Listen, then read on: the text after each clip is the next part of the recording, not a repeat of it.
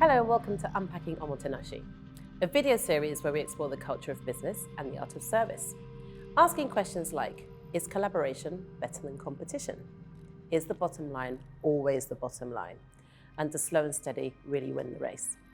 And on this episode, we are also asking, what does trust and transparency play in driving results for merchants and acquirers? I'm Victoria Pereira-Usher, Vice President Marketing Communications at JCB International Europe, the Global Payments Network. And today I'm absolutely delighted to welcome Charlotte Philo from Worldpay. She's Compliance Director. Charlotte, welcome. Thank you very much.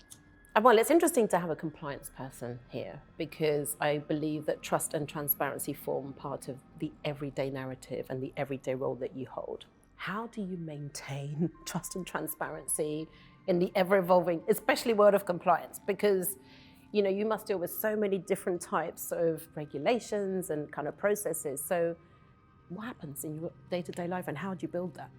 So when we consider this day-to-day in the office, nobody really likes us because we are compliance. We're like the traffic wardens almost, as it were.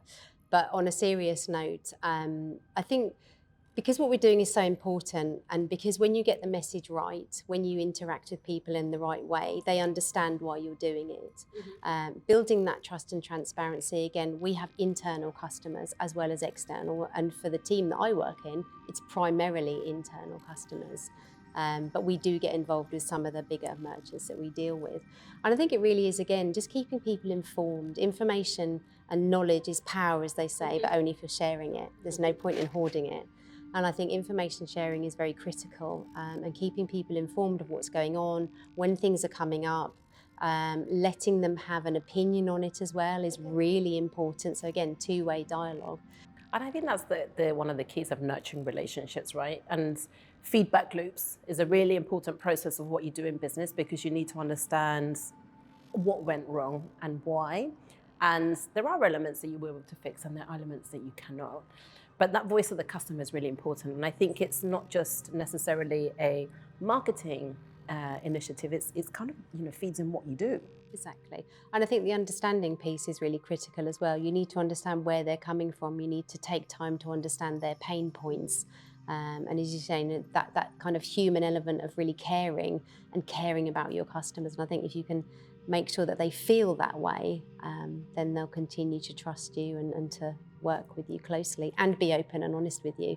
Okay, so I'm going to test you. Oh, no. It's a nice test, I promise. Okay, give me an example where trust and transparency is easy in your business. This is really easy. As a business for me, trust and transparency. So I'll take our relationship with everybody that works for JCB that I have interactions with. Everything is always out in the open. Everybody talks about everything. We have had issues before that we've need to overcome, and we've done it together as a team. And I definitely think it's because there's nothing that's hidden. Everybody just talks about things that we need to discuss, and if there are problems, we'll give realistic timelines. And I think the thing that I most enjoy about working with the JCB team are there is never any irritation by the message that's being delivered either. So I think the Omotenashi works very much both ways, understanding our constraints and problems. And I think that trust and transparency there has worked really well in that respect. And if we were to wrap up our conversation today, to our listeners, to our viewers, to our readers, what are the tenets of trust and transparency? So if you were to give 5 big tips, or 3, what would they be?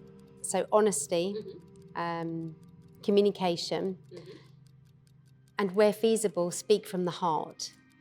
I think if you can speak from the heart, I'm a very passionate person, and I think we've got to know each other quite well. I'm very passionate, I speak from the heart, and I think if you can do that and you can demonstrate to people that that's the real you, that just opens up trust. And I think anyone that does that, you can feel an affinity with, and you instantly feel that trust. 1000%. I wholeheartedly agree. Charlotte, thank you so much for coming today. It's been a pleasure.